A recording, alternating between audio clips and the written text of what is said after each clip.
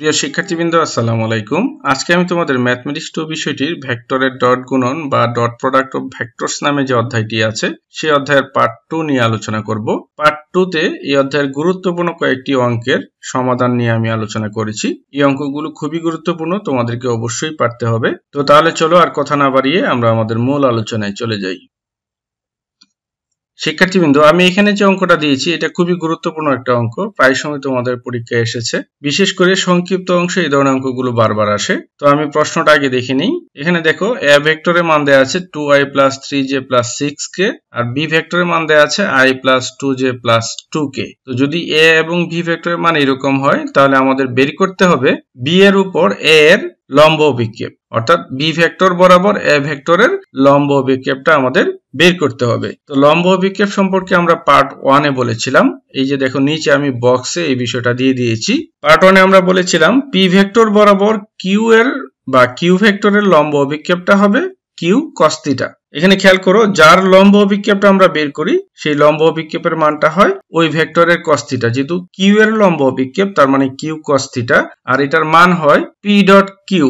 অর্থাৎ এখানে যে দুইটা ভেক্টর দেয়া আছে সেই দুইটা ভেক্টরের ডট গুণফল উপরে, আর নিচে হবে যার বরাবর, এই যে পি ভেক্টর বরাবর আমরা বের করছি তার মানে পি ভেক্টরের মান। তো এখানে প্রশ্নের সাথে যদি আমরা এই বিষয়টা মিলিয়ে দেখি, এখানে বলা আছে বি এর উপর এ এর লম্ব অভিক্ষেপ। এখানে বক্সের মধ্যে আমরা বলছি পি বরাবর কিউ এর লম্ব অভিক্ষেপ, প্রশ্নে বলছে বি এর উপর বা বি বরাবর এ ভেক্টরের লম্ব অভিক্ষেপ। তার মানে পি এর জায়গায় হবে বি আর কিউ এর জায়গায় এ ভেক্টর হবে, অর্থাৎ বি ভেক্টর বরাবর এ ভেক্টরের লম্ব অভিক্ষেপ। আমি একটু আগে বললাম যার লম্ব অভিক্ষেপ তার কস থিটা, অর্থাৎ এ কস থিটা হবে এখানে। যেহেতু এ এর লম্ব অভিক্ষেপ বের করছি তার মানে এ কস থিটা সমান কি হবে, এ বি দুইটা ভেক্টরের ডট গুণফল, এ ডট বি হবে উপরে, আর যে ভেক্টর বরাবর সেই ভেক্টরের মান দ্বারা ভাগ করতে হয়। যেহেতু বি এর উপর তার মানে এখানে বি ভেক্টরের মান দ্বারা ভাগ করতে হবে, অর্থাৎ বি এর উপর এ ভেক্টরের লম্ব অভিক্ষেপের মানটা হবে A vector dot B vector by B vector. এই যে দেখো, আমি শেষের দিকে সরাসরি সূত্রটা অ্যাপ্লাই করেছি, এ ডট বি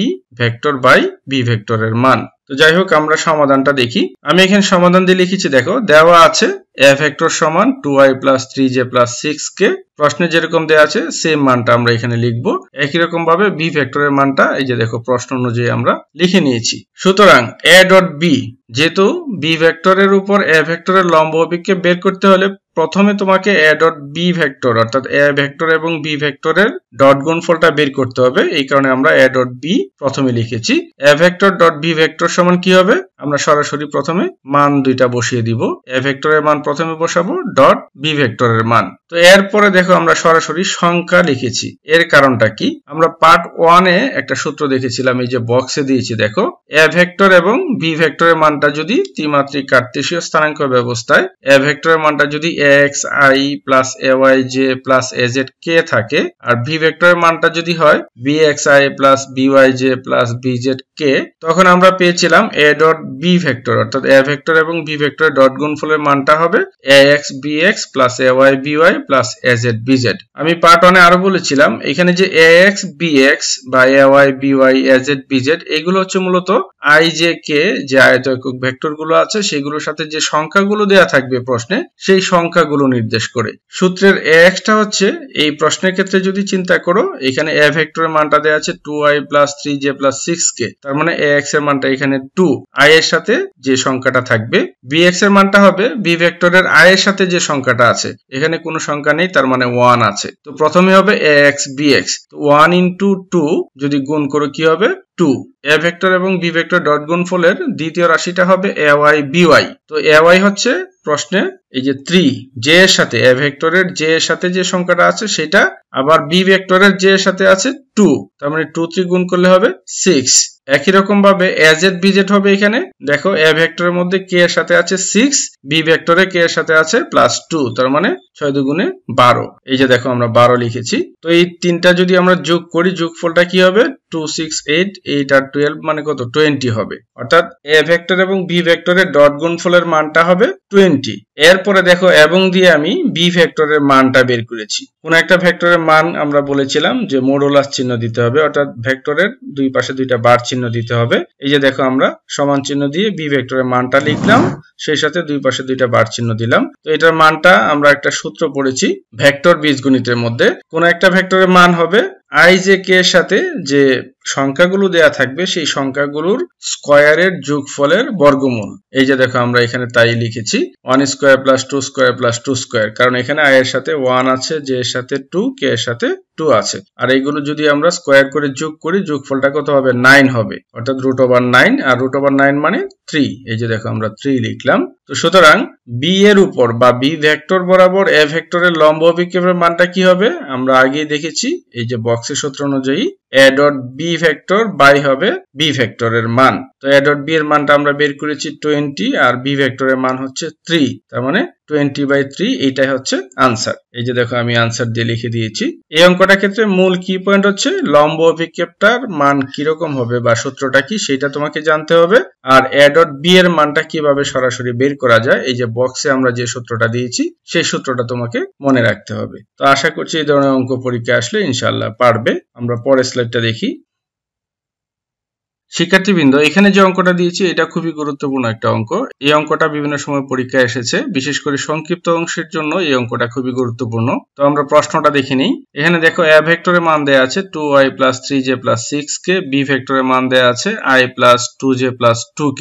বলা আছে a এবং b ভেক্টরের মধ্যবর্তী কোণের মান নির্ণয় করো। অর্থাৎ a ভেক্টর এবং b ভেক্টরের মধ্যবর্তী যে কোণটা, সেই কোণটার মান কত হবে সেটা আমাদের বের করতে হবে। তো আমরা সমাধানটা দেখি। আমি এখানে লিখেছি, দেখো দেওয়া আছে এই যে a ভেক্টর এবং b ভেক্টরের মান প্রশ্নে যেরকম দেয়া আছে সেম মানটা আমরা এখানে লিখে নিব। এরপরে লিখেছি দেখো, সুতরাং a ডট b। তো a ডট b টা কেন আমরা লিখছি? এই যে দেখো মাঝখানে যে লাইনটা লিখেছি আমরা জানি দিয়ে a ও b এর অন্তর্ভুক্ত কোণ যদি থিটা হয়, তাহলে আমরা লিখতে পারি a vector dot b vector, অর্থাৎ a ডট b এর মানটা হয় ab cos থিটা। এখান থেকে আমাদের cos থিটা মানটা বের করতে হবে। তো cos থিটা মানটা কিরকম হয়? এই যে দেখো বা দিয়ে আমরা যদি লিখি cos থিটা সমান এই ab টা a ডট b এর নিচে যায়, অর্থাৎ a ডট b এর মানটা আমাদেরকে আগে বের করে নিতে হবে। তুমি যদি বুঝতে না পারো তাহলে সরাসরি সূত্রটা আগে লিখবে। আমরা জানি দিয়ে এই যে লাইনটা লিখলাম এইটা দিয়ে প্রথমে শুরু করবে, তারপরে এই যে থিটার মানটা cos inverse a dot b by ab এই পর্যন্ত লিখে এটাকে 1 নং সমীকরণ দিয়ে দিবে। তারপরে a ডট b এবং ab এর মানটা আলাদা বের করে এরপরে মান বসাবে। তো আমি সরাসরি আগে মানগুলো বের করে নিয়েছি। তো তোমরা যদি প্রশ্নটা বুঝতে পারো আর কোন কোন রাশিগুলোর মান বের করতে হবে সেটা যদি বুঝতে পারো, তাহলে আমি যেভাবে করলাম সেভাবেই করবে। তো যাই হোক আমি সরাসরি করে ফেলেছি। তো তুমি প্রথমে দেওয়া আছে দিয়ে প্রশ্নে যে মানগুলো দেওয়া আছে সেগুলো লিখবে, তারপরে a ভেক্টর এবং b ভেক্টরের ডট গুণফলের মানটা বের করে নিবে। তো a ডট b এর মানটা কিরকম হবে? আমরা দেখো সমান চিহ্ন দিয়ে a এবং b ভেক্টরের মানটা বসিয়ে দিলাম। তো এখন আমরা এটার গুণফলটা বের করব। নিচে দেখো বক্সে সূত্রটা দিয়ে দিয়েছি, a ভেক্টর এবং b ভেক্টরের ডট গুণফলের মানটা হয় ax bx plus ay by plus az bz। এখানে ax bx হচ্ছে a ভেক্টরের i এর সাথে যে অংশটা থাকে বা যে সংখ্যাটা থাকবে সেটা হচ্ছে ax, bx টা হচ্ছে b ভেক্টরের i এর সাথে যে সংখ্যাটা আছে। একই রকম ভাবে a ভেক্টরের j এর সাথে যে সংখ্যাটা আছে সেটা হচ্ছে ay, b ভেক্টরের j এর সাথে যে সংখ্যাটা থাকবে সেটা হবে by। ঠিক একই রকম az bz এর ক্ষেত্রেও। তো আমরা এখানে যদি এই সূত্রটা অ্যাপ্লাই করি কি হবে? দেখো a ভেক্টরের i এর সাথে আছে 2, b ভেক্টরে i এর সাথে কিছু নাই, তার মানে 1 আছে, অতএব 2 × 1 মানে কি হবে? 2 হবে। তারপরে a ভেক্টরের j এর সাথে 3 আছে, b ভেক্টরের j এর সাথে 2 আছে, দুইটাই প্লাস, তার মানে 3 × 2 = 6, এই যে +6 লিখলাম। আর a ভেক্টরের k এর সাথে আছে 6 +6, b ভেক্টরের k এর সাথে আছে +2, দুইটা যদি গুণ করি গুণফলটা হবে +12। এই যে দেখো +12 লিখলাম। তো আমরা যদি এখন এই তিনটা যোগ করি যোগফলটা হবে 20। তো আমরা a ডট b এর মানটা পেয়ে গেলাম।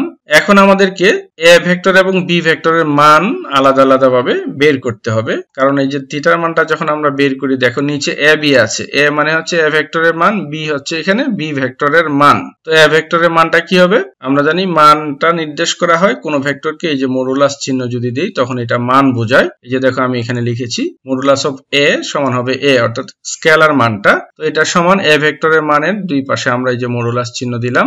ভেক্টর বীজগণিতে যে সূত্রটা পড়েছি কোন একটা ভেক্টরের মান নির্ণয়ের, সেই সূত্র অনুযায়ী এখানেও মানটা বের করেছি।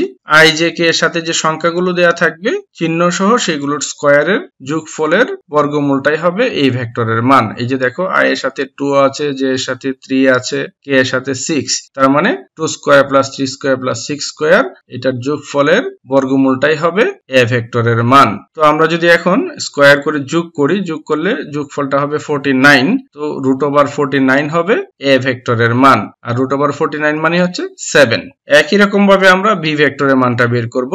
তো বি ভেক্টরের মানটা এখানে পেয়েছি আমরা দেখো 3। তো আমরা a ডট b এর মান জানি, a ভেক্টর এবং b ভেক্টরের মান জানি। তো আমরা যদি এখন এই যে থিটার জায়গায় মানটা বসিয়ে দেই তাহলে কি হবে দেখো a ডট b এর মানটা বের করেছি 20, আর এইখানে a এর মানটা দেখো 7 পেয়েছি, b এর মান পেয়েছি 3, তার মানে 7 × 3 হবে নিচে আর উপরে হবে 20। জাস্ট আমি যেভাবে করলাম তোমরা সেভাবেই করবে। আর যদি বুঝতে না পারো আমি আগে যেরকম বললাম আমরা জানি দিয়ে যে লাইনটা আছে সেখান থেকে শুরু করে এই যে থিটা সমান cos inverse a dot b by ab, এটাকে 1 নং সমীকরণ দিয়ে রেখে দিবে। তারপরে a ডট b এর মান বের করবে, a ভেক্টরের মান বের করবে, b ভেক্টরের মান বের করবে। তো মানগুলো বের করে এখানে বসিয়ে দিবে। তো আমি এখন যেভাবে মানগুলো বসালাম এই যে দেখো cos ইনভার্স 20/7 × 3 অর্থাৎ cos ইনভার্স 20/21 হবে এটার আনসার, অর্থাৎ থিটার মানটা হবে cos ইনভার্স 20/21। এই যে দেখো আমি আনসার দিয়ে লিখে দিয়েছি। তো আশা করি তোমরা অঙ্কটা বুঝতে পেরেছো। এটা দুই ভাবেই করা যায়, আমি যেভাবে করলাম সেভাবে করতে পারো, আর যদি বুঝতে না পারো তাহলে এখান থেকে শুরু করবে, তারপরে মানগুলো বের করে মানটা বসাবে। তো আশা করছি এই ধরনের অঙ্ক যদি পরীক্ষায় আসে ইনশাল্লাহ তোমরা পারবে।